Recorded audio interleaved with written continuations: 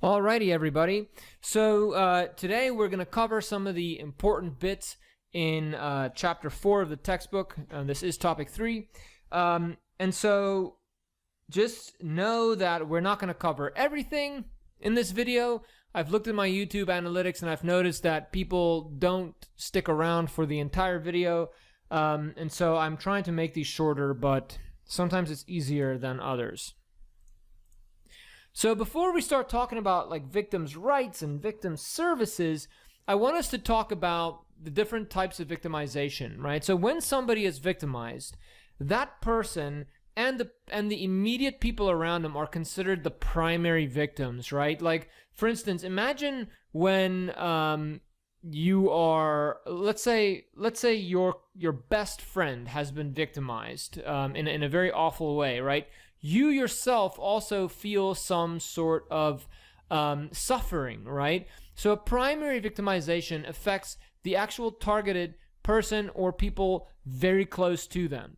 Then secondary victimization involves those institutions and organizations of which the actual victim was a part, right? So let's imagine somebody in your school, or maybe in our victimology class. Well, let's say this was an in-class class where we actually saw people every day. Let's say someone there was severely victimized, right? We're all going to feel some form of suffering, right? And so recently we've modified the secondary victimization definition to include even those people who are assisting the victims, such as emergency responders and therapists, right? When you speak to police officers, I've done a lot of research with police officers, and when I asked them, what's been one of the most challenging things about your job?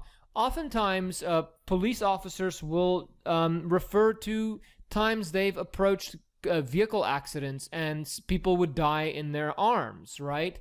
And so so there is some sort of victimization that occurs, right, for those responding to the victim. Then there's also tertiary victimization, which extends to the community at large. Consider maybe when we found out about the Boston Marathon bombing, or even the Sandy Hook tragedy, right? How did we all feel about that, right? We all felt some form of suffering as well. And so those people in the larger community may also be impacted by one person being victimized. So those are some definitions to get down. These definitions tend to change over time, but the way to think about it is primary victim involves the actual person and those immediately around them. Secondary victimization includes a larger group of people, and then tertiary victimization includes the largest group of people. So two legal terms I want us to understand here within the context of responding to criminal victimization is the difference between victim compensation and restitution, okay? So restitution is when the court orders a offender to actually replace or pay back or compensate, typically financially, whatever for whatever the crime was.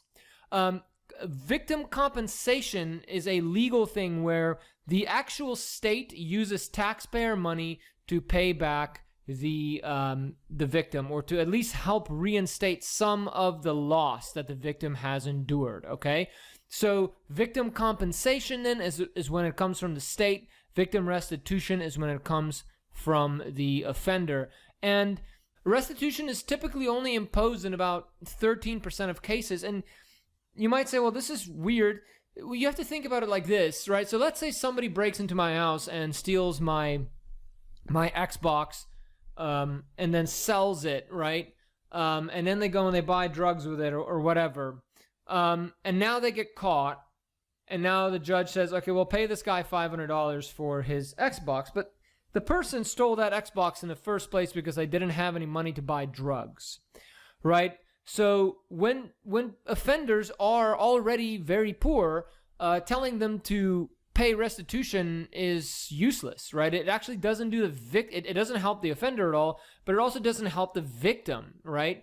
And also when you look at the different jurisdictions across the United States and even in Canada and other countries, there are no real entities, or there aren't very straightforward guidelines in any of these different jurisdictions, aside from the federal jurisdiction in the United States, to actually enforce restitution, right? So sometimes restitution is more of a symbolic thing than it is an actual practical thing. And that's why victim compensation is a much better model, because then at least the government provides some sort of, not necessarily the full compensation, but they provide some sort of money or compensation for the victim. Now, a lot of this victim compensation money isn't just pure taxpayer money. A lot of it comes from stuff that is sold at those law enforcement auctions. It comes from bail bonds. It comes from all kinds of money that is made in the court system and in the correction system as well. So it's not just purely based on the taxpayer. And there are some strict guidelines depending on the jurisdiction if you want to apply for victim compensation, right?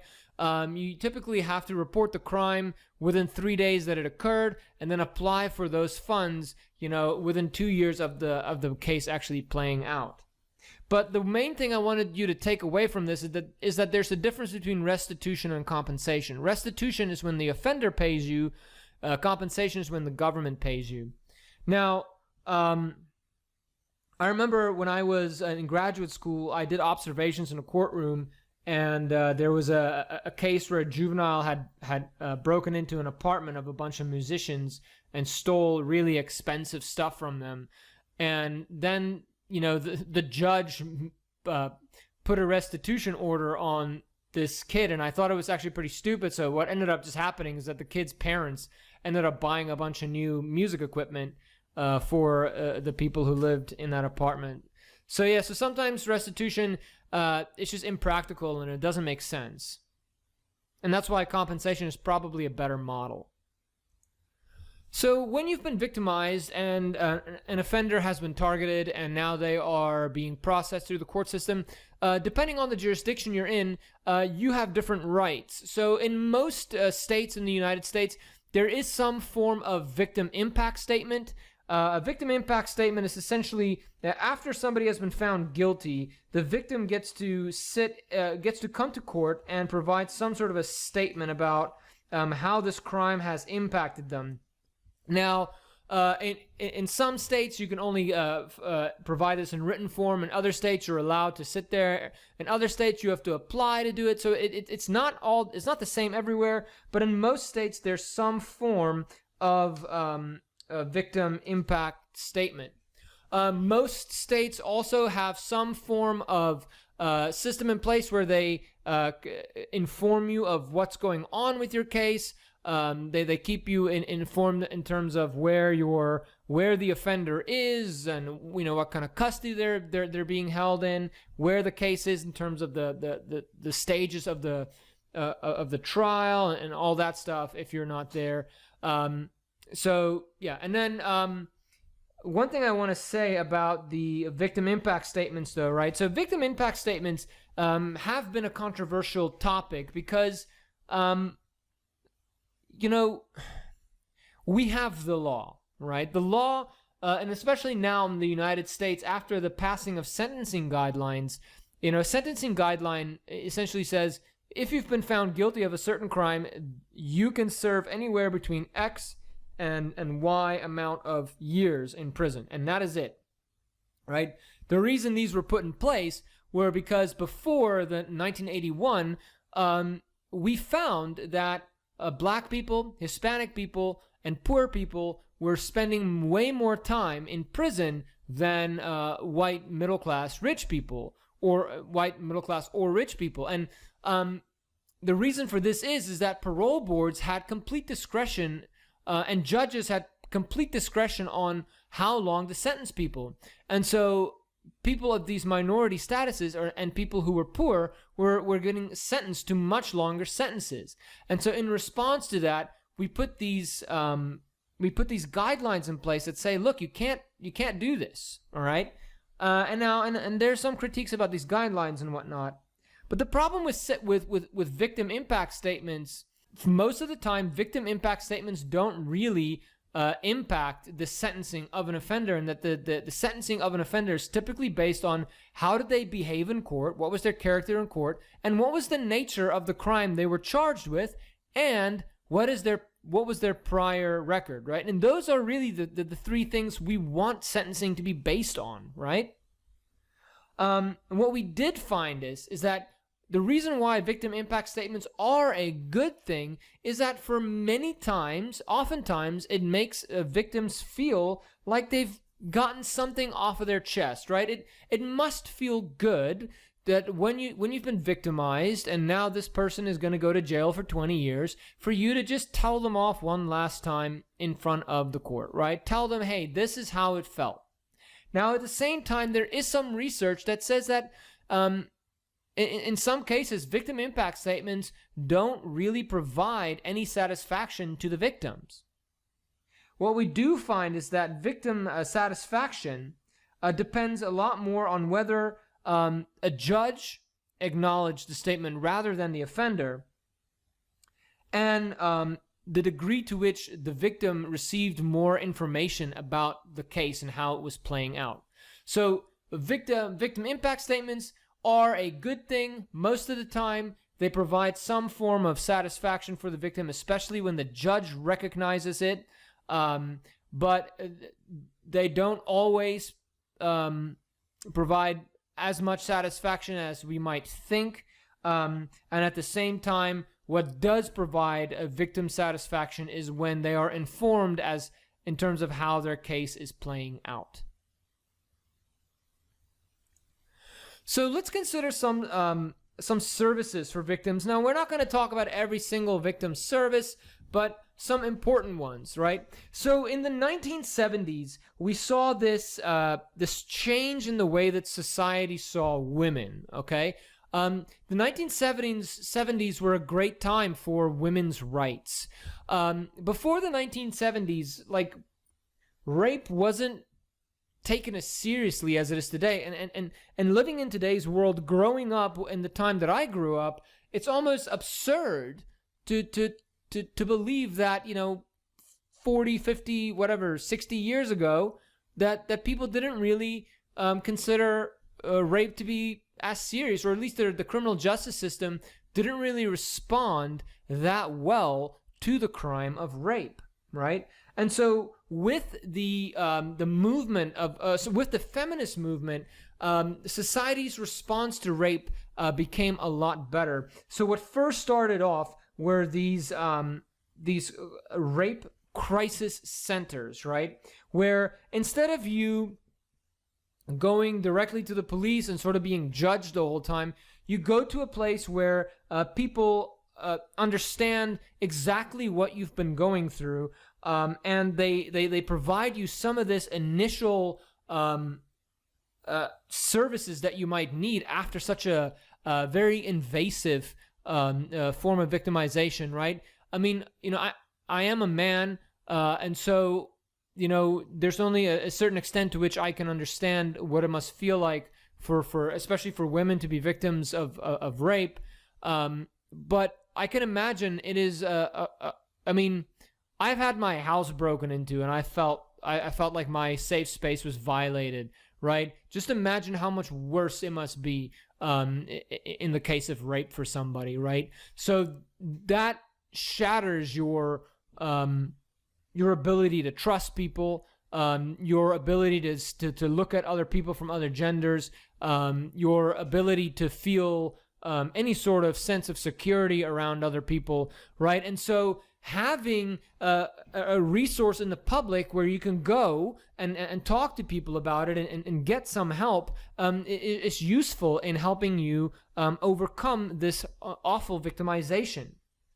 Right, and so these victim crisis centers started popping up across the United States, and they started in California, right, which were pretty much run by volunteers and predominantly women that that reflected, a lot of different demographic groups, right? Which is really good.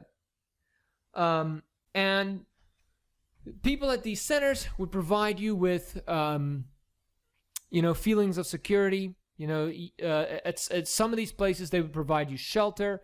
They would connect you with social workers or with law enforcement, and try to find whatever resources there are that you might need immediately and long term. And a lot of these, and out of these centers now, a lot of awareness and advocacy has spawned, and as such, some important changes have been made across society. One of the main problems that was happening. So let's say someone was, had been victimized in such a way, had been raped, right? They would call the police, right? The police would come, and the problem with the police is that they were super evidence focused, right? So the police wanted evidence. And so the questioning, so you've just endured something extremely painful, right? And the police, who are then predominantly men, don't necessarily understand how you're feeling, and so they're trying to get information so they can bust a criminal, right? And so then the line of questioning that was coming from them was very focused on sort of gathering evidence, and they weren't necessarily sensitive to how you were feeling. And so as a consequence, you often sort of re-traumatize them in the way that police officers were asking questions. At the same time, when these victims would go to the hospital in order to get to get some sort of services, or for a rape kit to be administered, right? These were often done by male doctors or by generalist nurses, and these people didn't necessarily have the bedside manner or the skills to effectively help somebody. And so this was often referred to as the second assault, right? And then also when, police would question a victim about,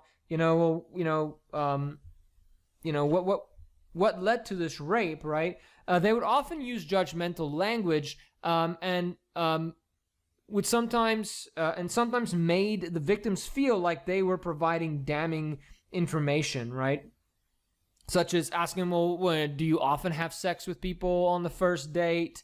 Do you often go to bars late at night wearing short skirts, right? Stuff like that came off as sort of like, well, how much did you participate in this, right? And that's very unfortunate. And so as a consequence, what spawned out of these rape centers, and the same movement that caused the rape centers, came the introduction of the SANE SART program. So right now, a SART program, right, is where police work with social workers and forensic nurses to help provide all the needs a rape victim must need, while also focusing on gathering the evidence they need to locate a suspect and to convict them, right? So what this involves is a specialized nurse working with the victim, social workers working with the victim, and the police going through the necessary training to conduct interviews, forensic interviews, that allow them to get useful evidence from the victim without re-traumatizing them. And so a part of the SART, and so SART stands for Sexual Assault Response Teams. Part of that are the nurses that are part of SANE programs, okay? And so SANE programs were created to train nurses who specialize in forensic examining of rape victims, right? So we call them forensic nurses. And most hospitals now have forensic nurses on staff 24 hours a day. So they focus on the collection of evidence from living patients who have been victims of crimes or some sort of traumatic injuries.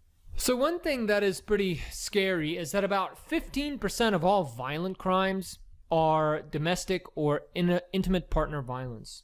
Okay?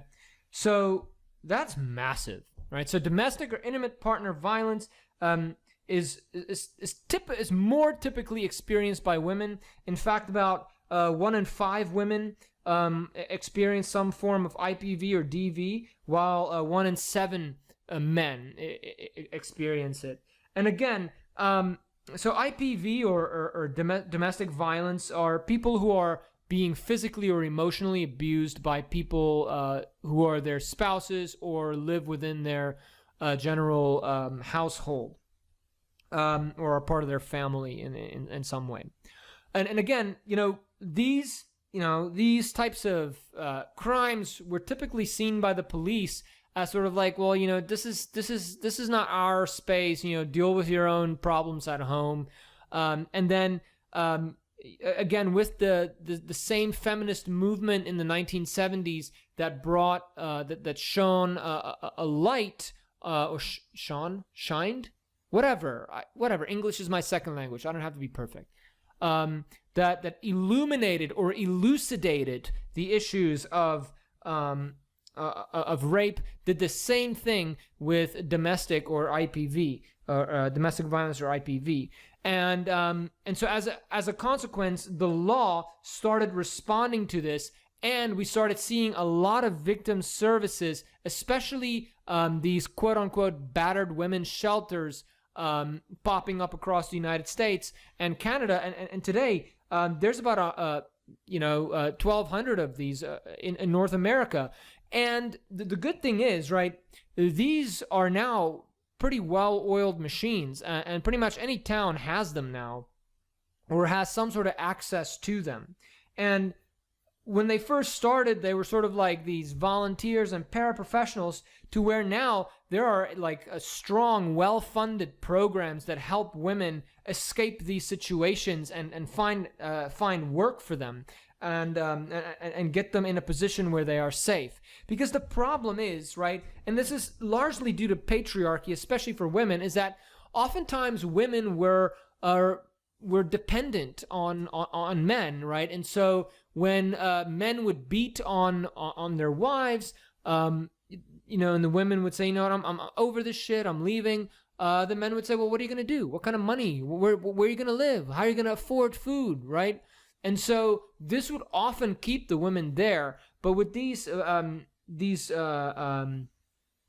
battered women's shelters, right, they provide that shelter and that care and the access to social capital, right, for them to get away from it. Right, and law enforcement has also made strides, created special units to deal with DV. For instance, I know a lot of prosecutors' offices also will have special units that emphasize DV or IPV, because these victims have special needs. These victims, one thing that happens a lot, and I saw this a lot during my police ride-alongs when I did some research, is that, there was about, of the 176 citizen encounters that I saw, I'd say about 30 of them were some form of IV or IPV or DV. And what would happen is, you would show up and there was this woman bleeding, from her face. She had just been beat up. Her face was all swollen too, or it was actually beginning to swell as we got there. Like, she was bleeding from the dude punched her, right on her, where your eyebrow is, that bone right there, and so that had cut it open, and then also on her cheekbone, and so as we were talking with her, you could sort of slowly see it starting to swell, so this guy they got into an argument. They were both meth addicts, and I guess they couldn't find any methamphetamine, or they didn't have any money or whatever. So they get into a spat. Husband beats wife, and then dude runs away, and then she calls the cops, and she gave a whole statement and everything. And then a couple days later, while I was still at the police agency, the police officer said she was trying to retract it or redact it or not press charges anymore. But luckily, in that particular state, they already had the evidence and they could still press charges. But this is something that happens quite a lot, is that victims of IV or IPV or DV will sometimes be very cooperative with the police, and then within a matter of hours will change their story once they've cooled down, or once they start to think, or once the abuser, right, gets back into their head. Right, that's one of the things. A lot of times the abuser will have some sort of an emotional or psychological edge over you, and they'll worm their way back into it. And so they'll say stuff like, well, let's just go out to dinner one time. Let's just do this. Just let me chat with you. I just need to talk to you on the phone. Oh, I need to give you this thing back, that you left, or I need to grab my stuff. All right. So with that being said, if you have any questions or comments, be sure to email me or comment in the comments below. Other than that, I'll see you in the next video. Goodbye.